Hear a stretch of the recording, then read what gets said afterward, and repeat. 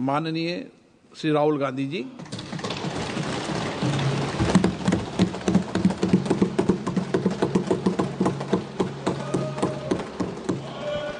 Thank you, Speaker Sir, for allowing me to speak on the President's address.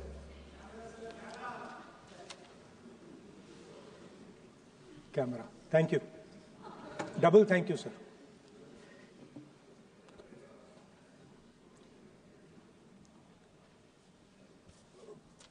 I heard the President's address. I sat there with Kharge ji and I listened to it. And I must say, I struggled through the President's address to maintain my attention on what was being said, because I had heard pretty much the same President's address the last time and the time before that and the time before that. And it was the same laundry list of things that the government has done. We have done this, we have done this, we have done this, 50 or 100 things that the government has done. And so while I was sitting there, I was thinking, okay, I am being critical about what is being said. And I am saying that this is not the type of President's address that should be delivered. Well, the question came to my mind, what type of address would an India Gathbandhan government deliver? How would that address be different than the address we heard? Because it's no point me saying that it is a laundry list and then not providing an alternative idea. And so today I would like to lay out some dimensions of what an alternative address would look like, what the India Gathbandhan would probably focus on, and where we would lay emphasis. The future of this country is going to be decided by the young men and women of this country, the youth of this country. So I think anything we say has to be addressed to them, has to be spoken to them. The first thing in front of us, and this is something I'm sure the Prime Minister would accept, and pretty much everybody in this room will accept, is that even though we have grown fast, we are growing slightly slower now, but we are still growing. A universal problem that we have faced is that we have not been able to tackle the problem of unemployment.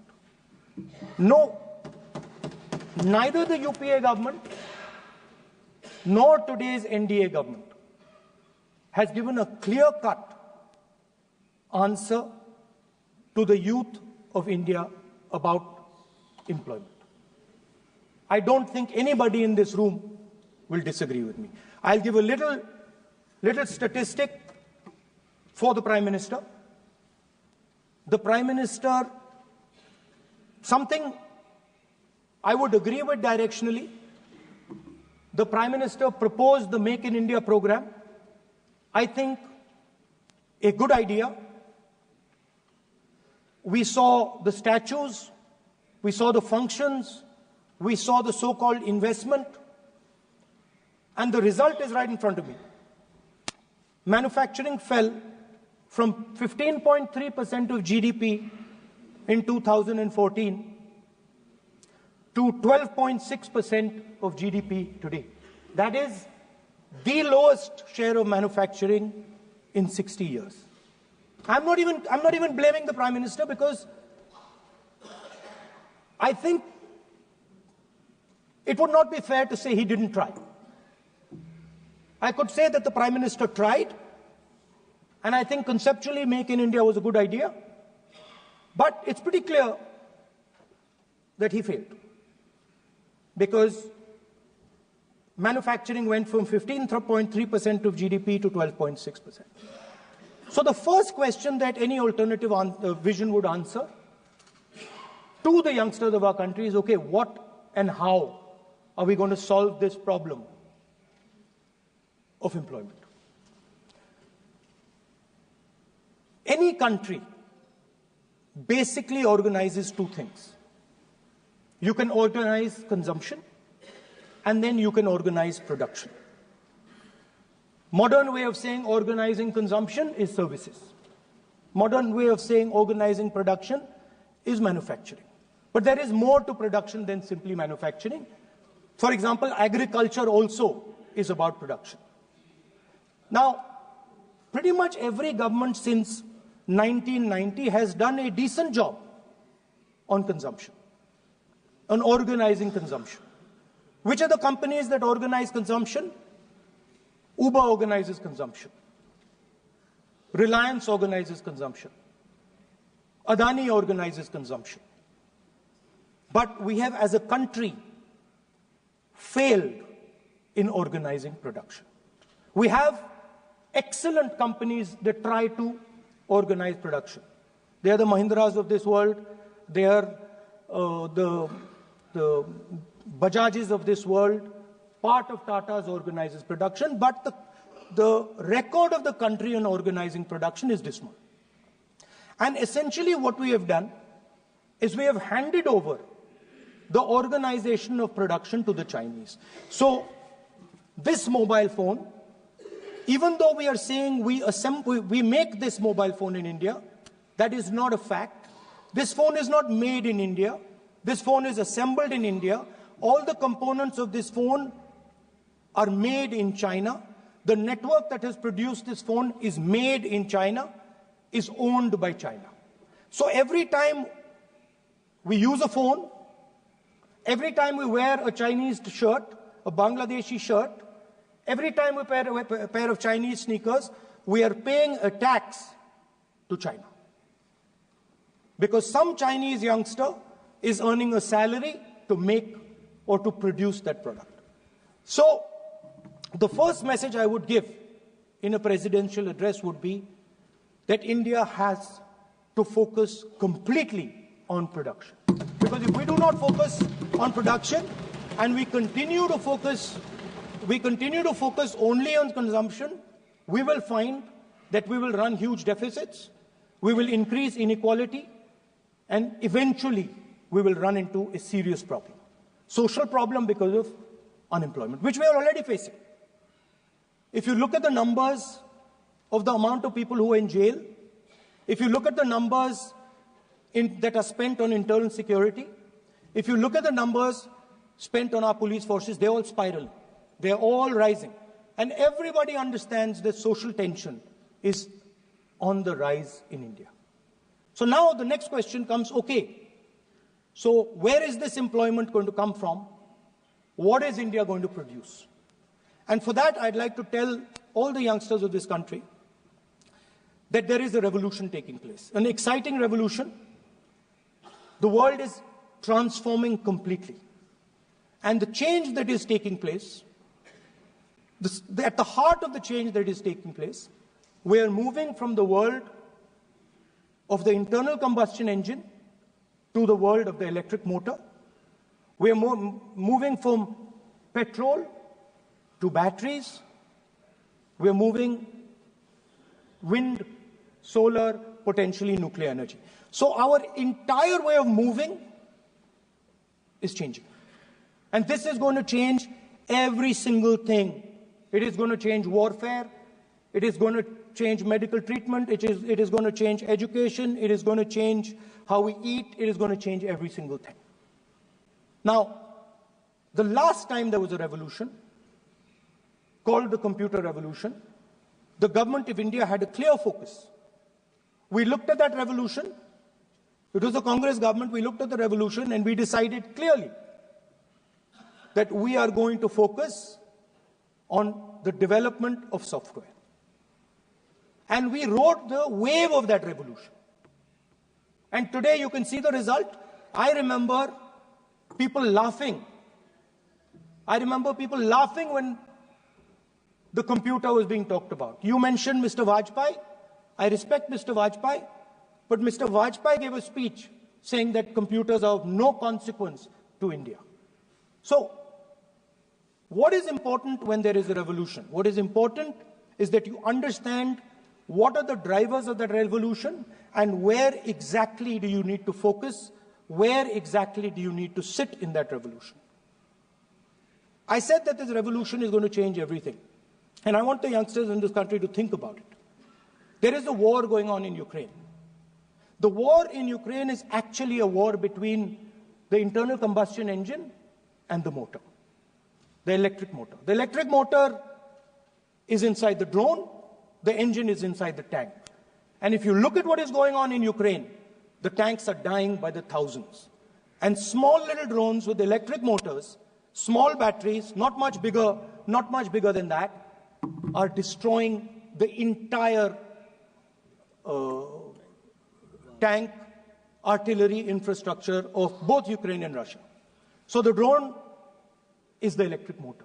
The drone is the battery. The drone also needs to see. So the drone is a camera. In the same way, electric cars, the electric car is a motor. The electric car is batteries. The electric car is cameras. Robots are exactly the same thing. Robots are electric motors, multiple electric motors with cameras, with batteries. And this is what the revolution is going to look like. So there are basically 4 technologies that are driving this entire change in mobility.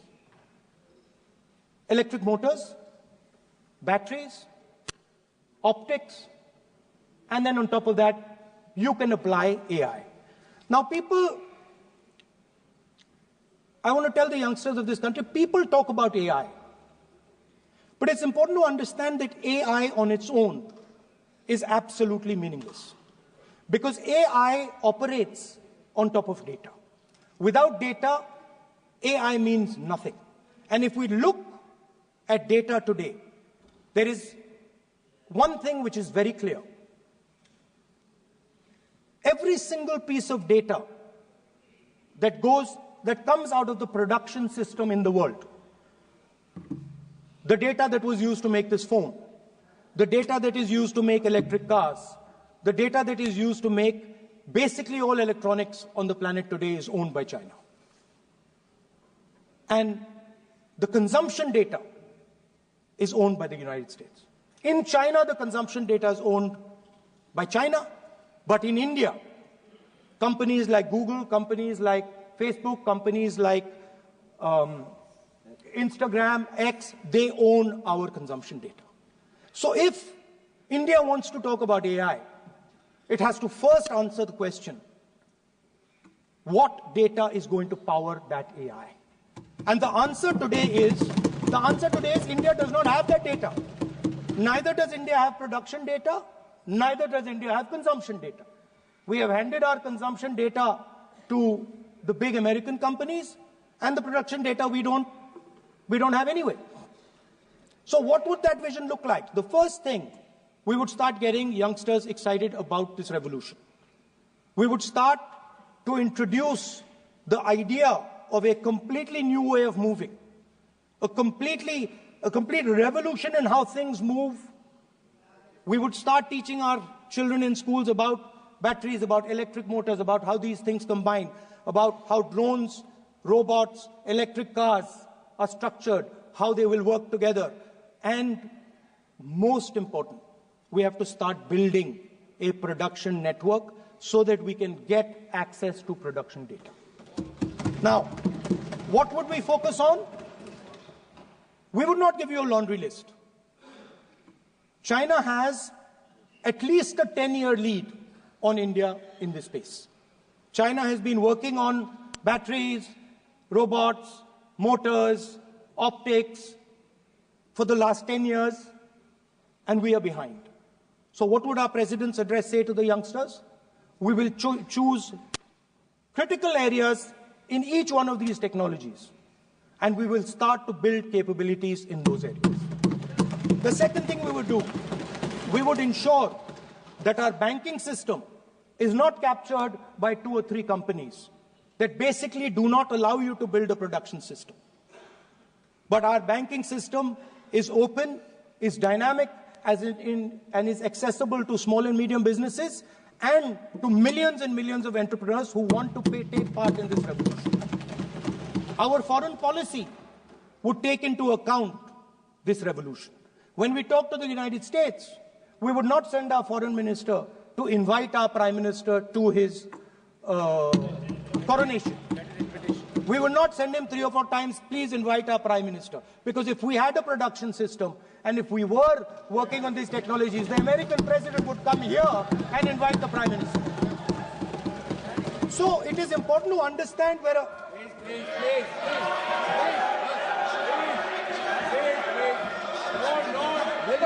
Foreign policy.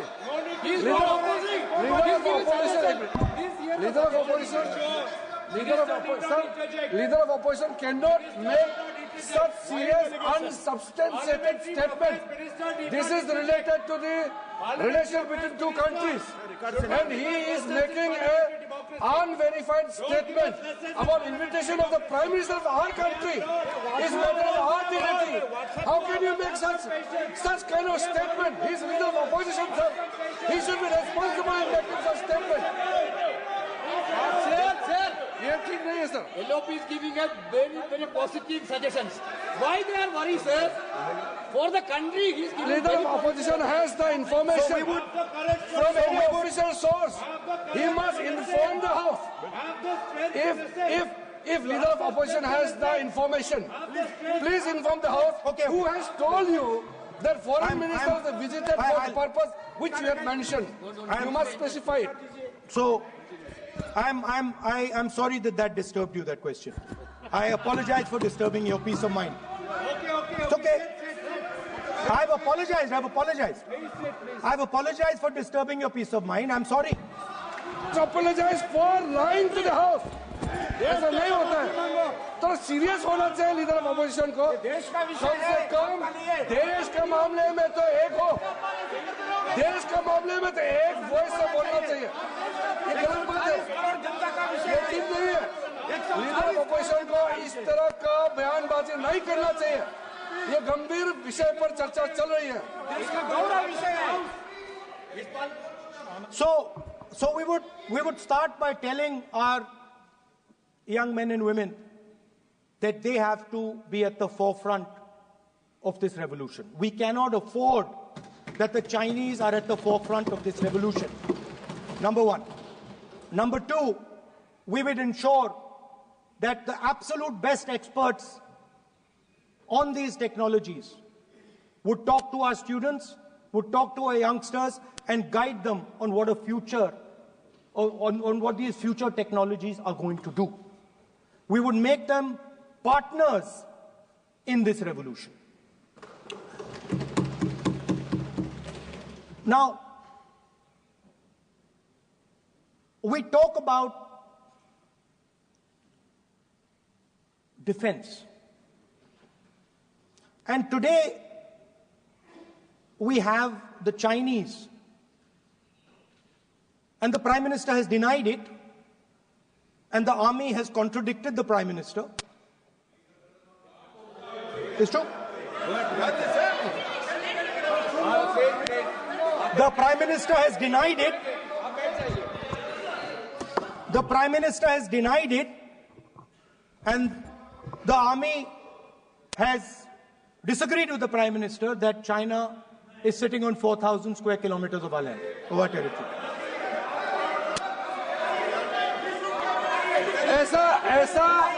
ऐसा इस सदन में अब मन चाहे बात नहीं बोल सकते हैं.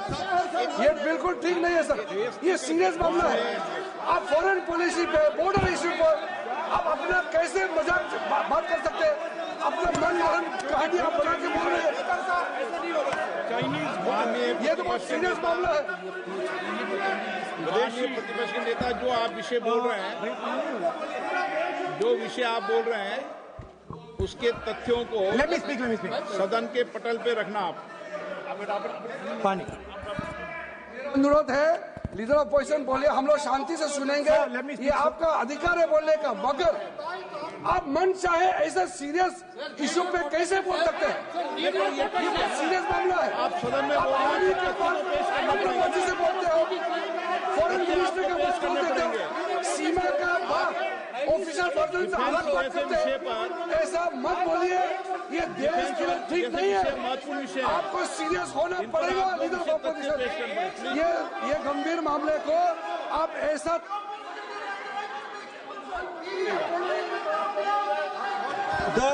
The Prime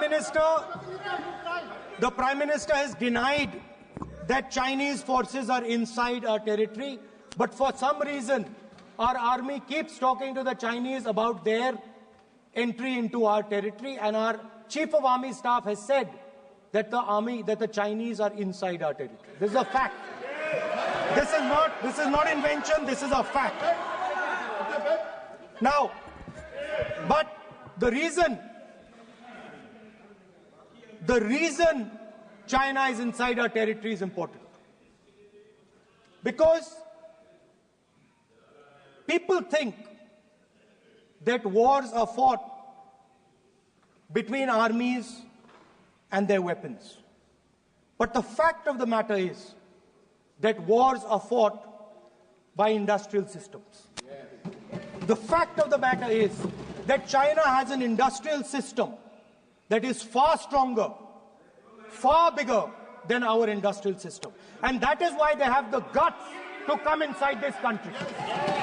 The reason China is sitting inside this country is because Make in India has failed. The reason China is sitting inside this country is because India is refusing to produce.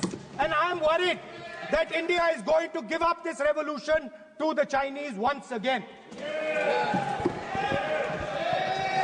The reason I made this reference is because everything is connected. If and when we fight a war with China, we will be fighting with Chinese electric motors, Chinese batteries, Chinese optics, and we will be buying Chinese motors, Chinese optics, Chinese batteries. It is a non-sustainable proposition. That is why, for our security, for the future of our children, for the future of our country, we have to build a production system, and we cannot allow this revolution to go by. Now, the next step, we have a strategic partner called the United States. The partnership should focus on how India and the United States can work together to take advantage of this revolution. That is what the conversation should be on. Please understand that India is as important as the United States for the simple reason that they cannot build an industrial system without us. They cannot build a production system without us. No matter what they say, the Americans simply cannot do what India can do because their cost structure is much, much, much more expensive than ours. We can build things that the Americans would never imagine. India can do that. So that would be the first part of a president's address. We would talk to the youngsters in India and say to them, we want you to be partners in this revolution. We want to change the Indian banking system so you can have access to it. And we believe in you, we trust in you, and we believe you can take on the Chinese. That's the first part. The second part would be about participation. We have done a caste census in Telangana. And what we have found is shocking. Almost 90% of Telangana is either Dalit, Adivasi, backward, or minority. Almost 90%. And I am convinced that that is the story across the country. I am absolutely convinced that the OBC population of this country is not one less than 50%, possibly 55%. 16% are Dalits. 9% are Adivasis. 15% are minorities. Last budget, there was a photograph. You remember the photograph? Of course. वो मक्खन बांटने वाली, हलवा बांटने वाली photo. मैं हैरान हो गया कि इस बार फोटो ही हटा दी. हलवा खिलाया मगर दिखाया नहीं किसको खिला रहे. Please.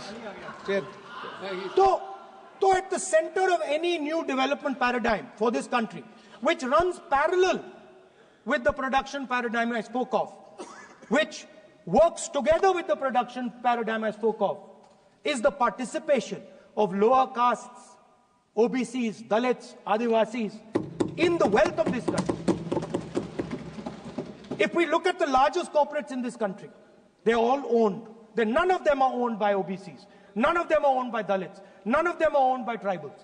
If we look at the biggest media companies that support the Prime Minister, every day we see the Prime Minister's pleasant face, smiling face on these media. None of them are owned by OBCs. None of them are owned by Dalits. None of them are owned by Adivasis. This is the fact. So central to any new development paradigm is the architecture of a new paradigm. And that architecture of the new paradigm can only be built once the caste census is placed on this table. Because once the caste census is placed on the table, we will know exactly how much of this country's wealth, how much of this country's power, how many of this country's institutions are owned by 90% of this country. There are OBC MPs in the BJP. There are OBC MPs in the BJP. There are Dalit MPs in the BJP. There are Adivasi MPs in the BJP. Remember, you are OBCs, you have 50% of the population, and you have absolutely no power. I know that you're sitting there and you cannot even open your mouth. That is the truth of the country. प्रधानमंत्री का चेहरा आपको दिखाई नहीं देता है. जाति जनगणना, प्रधानमंत्री का चेहरा आपको दिखाई नहीं देता है. आर्किटेक्चर, अंधे हो गए. Participation, revolution in this country that we are going to bring. ये अंधेरा हो गया है. पार्लियामेंट में है. ये कुछ दिखता नहीं है. सोनिया गांधी, प्रियंका, ये लीडर ऑपोजिशन को कुछ दिखाई नहीं देता है. ओबीसी बात करते हैं. So the idea is, Speaker sir, the idea.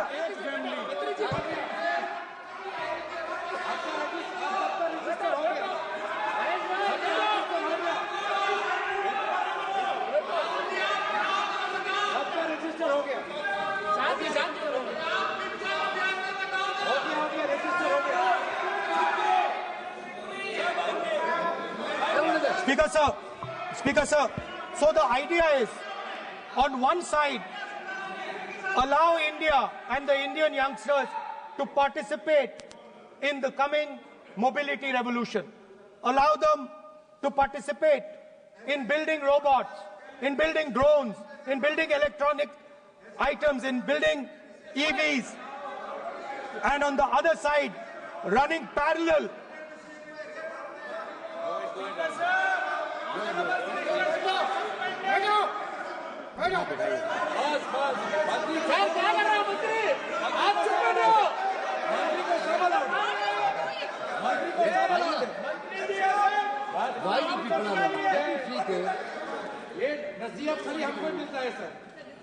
मैंने उनको ही मना किया. The country, Speaker sir. ऐसा नहीं है. आप भी बहुत डिस्टर्बेंस करते हैं. Okay, Speaker sir. So parallel ideas. One idea: participate in the mobility revolution. Whether you're thinking of economy, weapons, production, healthcare, India should participate in this revolution. India should become the master of the electric motor, master of the battery, master of optics, and master of AI applied on top of that production system. Now imagine the power of AI when we apply it to the caste census. You imagine what we will do with AI and what we will do with the social revolution in this country when we start to apply AI on the data that we get from the caste census. So we are going to run a parallel track. On one side, participation, revolutionizing the participation of Dalits, OBCs, Adivasis in the ruling of this country, in the institutions of this country, in distribution of wealth of this country. And on the other side, parallel track, challenge the Chinese and participate in the revolution and defeat the Chinese in electric motors, batteries, solar panels, and wind. Yeah. So that is the first two parts of any presidential election address that any India Gathbandhan leader would give you. The final, of course, we go back to the Constitution. This, our favorite, just like the production system is a weapon, just like Jati Jangarna is a weapon of transformation, this is what the entire architecture is built on.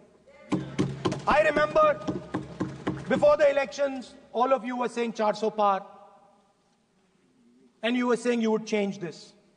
And then I was glad to see that the Prime Minister walked in and then was forced to bow his head in front of the Constitution. It was a moment of pride for all Congress people that we had explained to the Prime Minister and to the whole country that no force will dare touch this. Yeah. I know that the RSS has never accepted this. Mohan Bhagwatji has said that India didn't get independence in 1947. He has said that this constitution is meaningless. I know that that is at your heart. We will never let your dream come true. This constitution is going to rule India always. Now, एक minute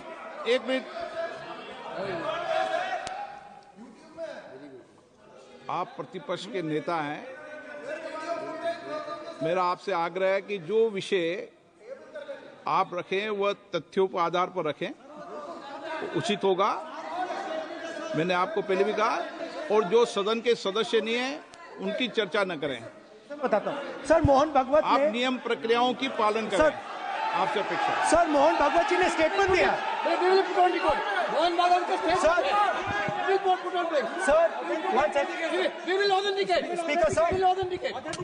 Speaker sir, Mohan Bhagwat ji made a statement saying that India did not receive independence in 1947. It received independence when the Ram Mandir was inaugurated. We will place that on the table.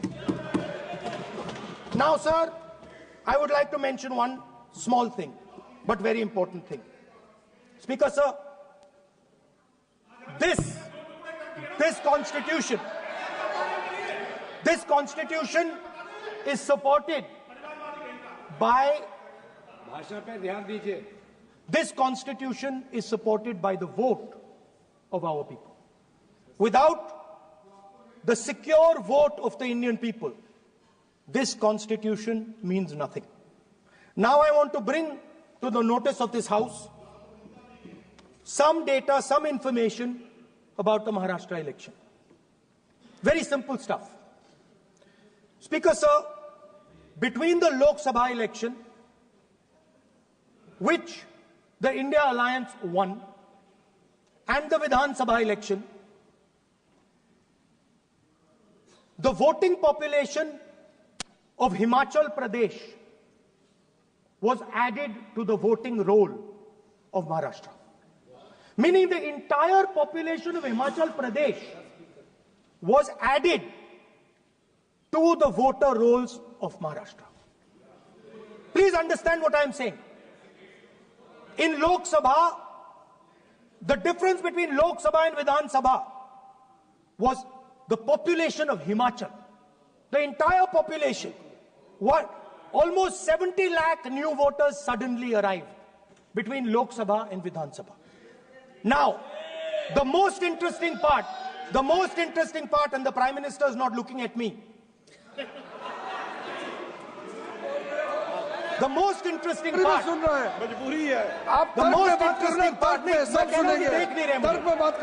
मुंह नीचे कर लिया suddenly. the most interesting part is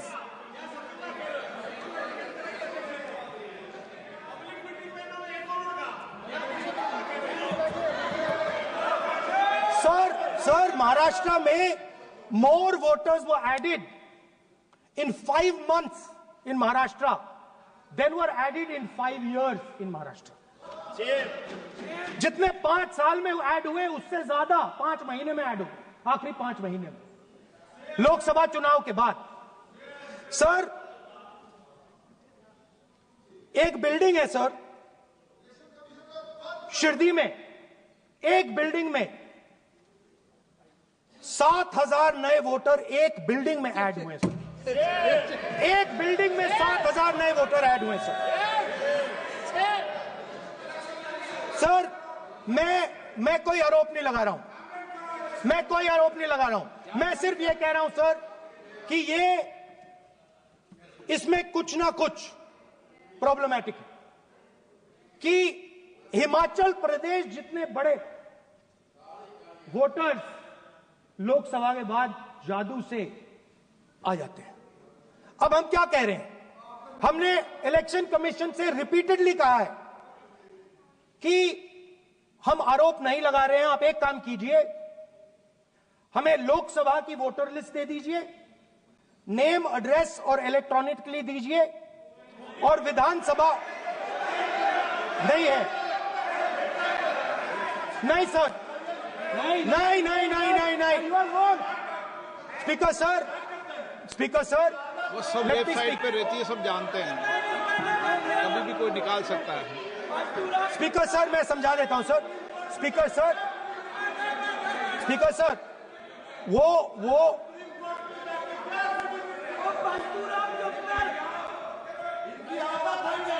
speaker sir, we have asked, speaker sir,